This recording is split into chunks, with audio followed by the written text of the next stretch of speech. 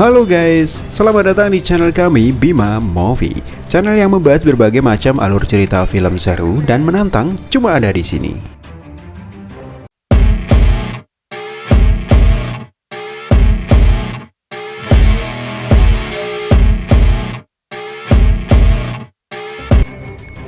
Nah, kali ini admin akan membahas salah satu film bergenre action fantasi, yaitu The Yin Yang Master atau Dream of Eternity.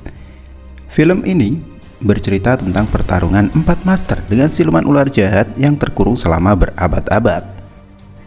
Film yang disutradarai oleh Guo Jingming ini disebut sebagai film dengan efek visualisasi terbaik sepanjang masa.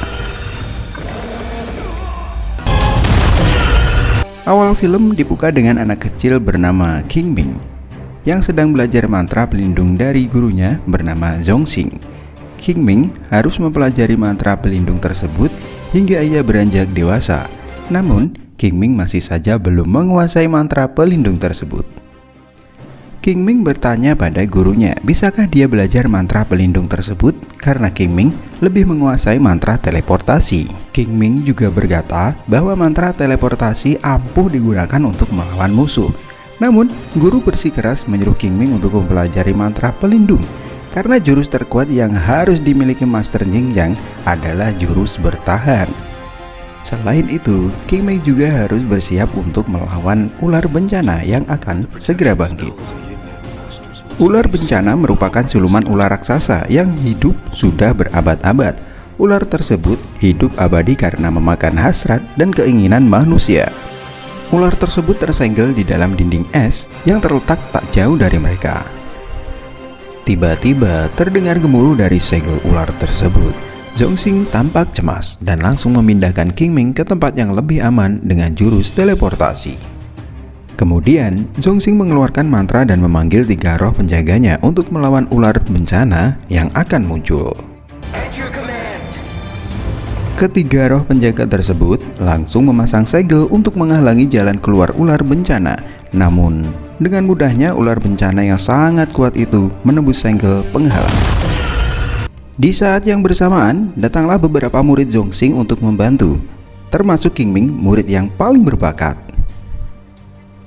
Ular bencana pun memulai serangannya. Sontak, Zhongxing pun memerintahkan muridnya untuk mengeluarkan jurus bertahan. Namun Qingming yang belum menguasai jurus tersebut malah mengeluarkan jurus teleportasi yang tidak cukup kuat untuk menghadapi ular bencana. Zhongxing yang menyadari hal itu langsung memindahkan jurus bertahannya untuk melindungi Qingming. Serangan ular bencana pun langsung mengenai tubuh Zhongxing. Kemudian, salah satu penjaga bernama Roh Emas mengorbankan dirinya untuk melumpuhkan ular bencana tersebut. Namun sayangnya Zhongxing terkena racun dari ular bencana yang membuatnya sekarat. Sebelum mati, Zhongxing memberikan pesan-pesan terakhirnya kepada Qingming. Berkata bahwa ular bencana tidak benar-benar mati. Tubuh ular bencana sesungguhnya bersemayam di tubuh seseorang wanita yang berada di kota kekaisaran. Zhongxing kemudian memerintahkan Qingming pergi ke tanah timur untuk menghentikan ular bencana yang akan bangkit kembali. Sekian selanjutnya berada di kota kekaisaran. Tampak di sebuah ruangan, seorang pemuda yang bernama Shao Yi bersama wanita yang memiliki nama Asai Fang Yu. Shao Yi tampak sedang menyisir rambut sang putri. Shao Yi adalah seorang roh penjaga milik Zhongxing yang diperintahkan untuk melindungi sang putri. Namun, karena suatu alasan, Shao Yi merubah wajahnya menjadi Zhongxing. Di lain tempat, seorang pria bernama Boya sedang bermain seruling di atap. Sementara, Qingming baru sampai di kota kekaisaran. Tak lama kemudian, mereka merasakan kehadiran siluman. Setelah melakukan pencarian, akhirnya mereka menemukan siluman yang hendak mencuri sebuah alat musik. Boya yang memiliki dendam ke semua siluman hendak membunuhnya secara langsung menggunakan anak panah miliknya. Namun, serangan tersebut digagalkan oleh Qingming yang tak mau membunuh siluman tersebut. Qingming berkata, siluman tersebut tak memiliki niat jahat. Namun, Boya bersikeras untuk tetap membunuh siluman itu. Sehingga terjadilah perkelahian hebat di antara mereka.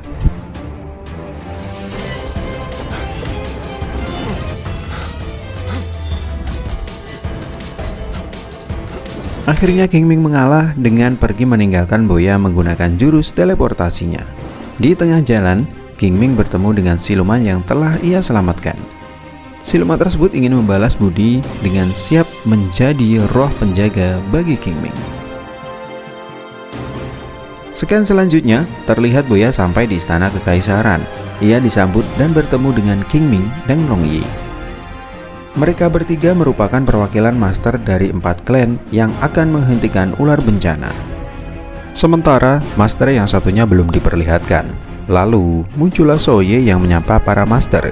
King Ming terkejut karena melihat Xiaoye mirip dengan gurunya pada saat muda. Dari situ King Ming merasakan ada hal yang tidak beres di istana. Keesokan harinya, para master berkumpul untuk diadakan upacara penyembahan langit. Lalu, sang putri datang dan menanyakan di mana Master Hang Ruo yang belum muncul. Dan ternyata, Master Hang Ruo ditemukan telah tewas terbunuh. Dan mereka pun melakukan penyelidikan untuk mencari dalang pembunuhan Master Hang Ruo. Setelah melakukan perbincangan, mereka menaruh curiga terhadap King Ming karena menurut rumor dia adalah anak dari siluman rubah. Kemudian scan berlanjut di mana para master mulai menjalankan tugasnya untuk membasmi beberapa siluman dan mengambil rohnya guna memberikan kepada 4 patung yang merupakan tempat untuk menghentikan ular bencana.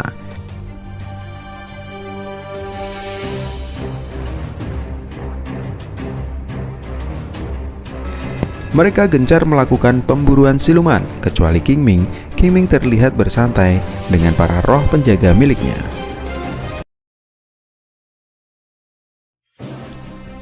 Saat itu Boya terlihat kesal melihat King Ming bersantai, padahal mereka tidak memiliki banyak waktu. King Ming pun menjelaskan tindakannya selama ini. Dia tidak hanya bersantai, dia mengumpulkan informasi mengenai siluman dari para roh penjaganya.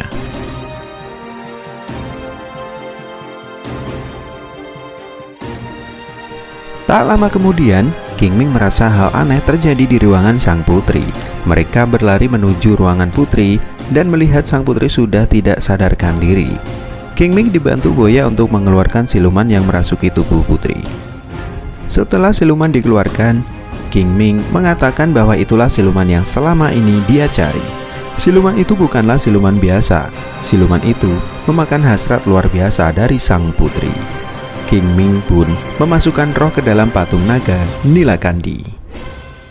Kemudian scan berlanjut di malam yang tenang dengan King Ming yang sedang bersantai di kamarnya. Tiba-tiba, ia merasakan keributan yang terjadi. King Ming pun langsung berpindah ke tempat keributan dan melihat Long Yi yang sedang diserang Xiaoye. Xiaoye pun menjelaskan alasan menyerang Long Yi adalah karena ia ingin membunuh sang putri. King Ming yang tidak percaya akan hal itu berusaha melerai keduanya. Lalu datanglah Boya yang ikut serta dalam pertarungan di antara mereka.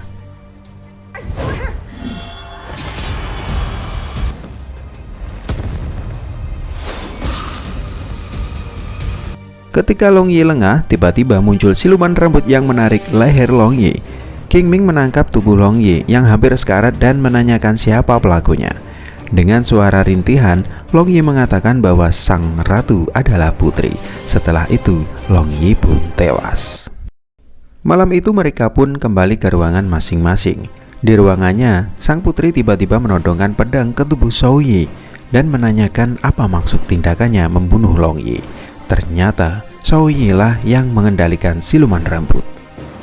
Xiaoye pun menjawab alasan membunuh Long Yi adalah karena Long Yi mengetahui rahasia identitas putri yang sebenarnya.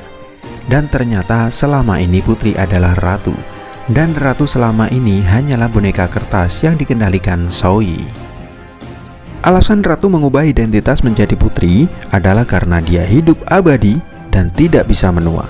Itu semua dikarenakan ular bencana yang bersemayam di tubuhnya. Sekian berlanjut ketika King Ming dan Boya berbincang. Mereka berdua mencurigai Xiaoye dan sang putri. Mereka mengatur rencana untuk menjebak agar mendapat bukti bahwa merekalah dalang dibalik kematian Long Yi dan Master Hung Ruo. Kemudian King Ming menemui putri dan Boya pergi menemui Xiaoye. Mereka saling menanyai satu sama lain demi mengetahui apa yang sebenarnya terjadi.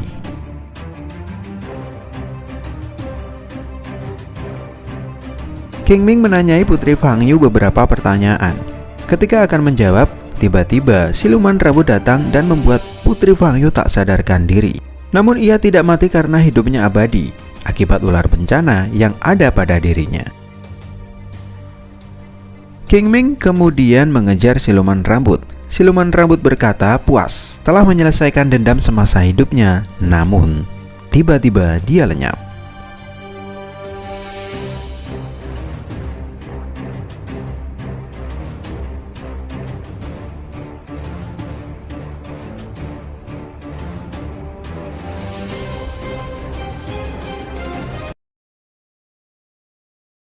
Qingming pergi menemui buaya yang tak terlihat dan tak sadarkan diri karena terkena serangan dari Xiaoyi. Akhirnya buaya dan Qingming mengetahui apa yang terjadi selama ini. Mereka pun bergegas mencegah Fangyu dan Xiaoyi akan membangkitkan ular bencana. Namun, Xiaoyi mengeluarkan jurus teleportasi untuk mengurung Qingming dan buaya di bawah tanah. Qingming yang mempunyai jurus teleportasi dengan mudahnya dapat keluar dari kurungan tersebut. Namun, buaya tidak begitu menguasai sihir sehingga dia kesusahan. Akhirnya, Qingming pun membantu untuk mengeluarkan buaya.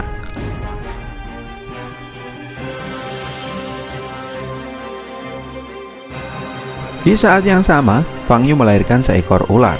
Ular bencana yang masih kecil itu memasuki tubuh Xiaoyi melalui mulut hingga menyatu dengan tubuhnya. Ular bencana yang sesungguhnya pun telah bangkit.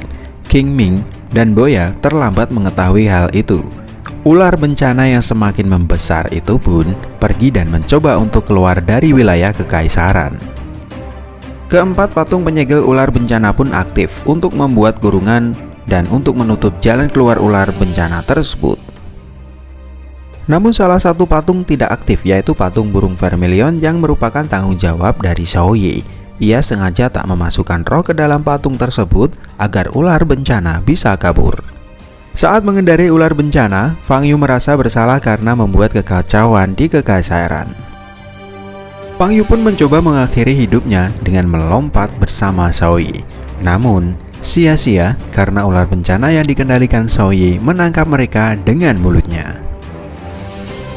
Qingming dan buaya sampai di gerbang yang akan dilewati ular bencana. Qingming memanggil roh penjaga miliknya. Ketiga roh penjaga berusaha melumpuhkan si ular bencana.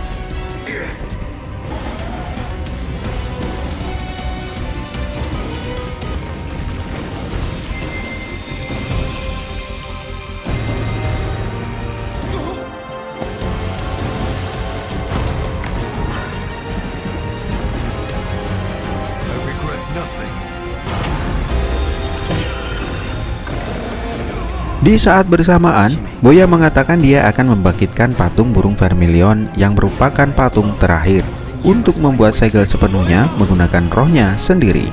Qingming pun mencegahnya. Namun, buaya bersikeras dan mempercayai Qingming untuk menjadikannya roh pelindung. Akhirnya buaya dan Xiaoyi pun bertarung sengit.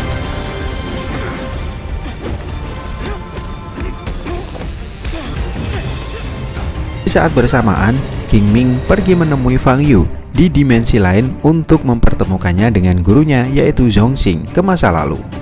Zhongxing adalah orang yang dicintai Fangyu. Setelah mereka berbincang, Fangyu menyaksikan Zhongxing lenyap dan Fangyu pun menyadari semua kesalahan selama ini.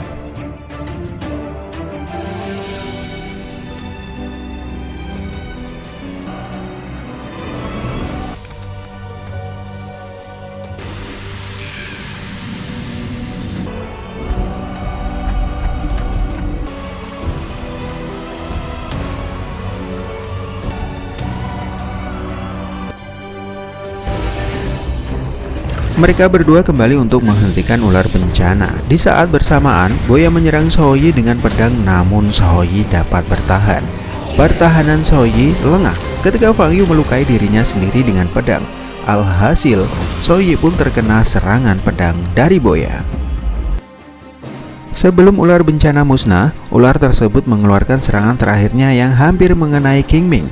Namun buaya mengorbankan dirinya untuk melindungi King Ming. Ular bencana musnah, namun Soyi masih hidup dengan pedang menancap di dadanya. Soyi pun melempar pedang tersebut ke arah King Ming, namun King Ming bertahan dan mengingat arti pesan dari gurunya. Pada saat itulah kekuatan King Ming yang sebenarnya keluar. Kekuatan yang sangat besar sehingga Soyi tak dapat melawannya. King Ming pun menghunuskan pedang ke arah Soyi sehingga Soyi pun tewas. Dan cerita pun selesai. Film ini sangat bagus bagi kalian pecinta film fantasi karena sinematografi yang keren, alur cerita yang menarik, dan para pemain yang sangat profesional. Sekian dari admin, terima kasih sudah menonton video ini sampai habis. Jangan lupa untuk klik tombol subscribe dan aktifkan notifikasi untuk video terbaru yang lebih menarik.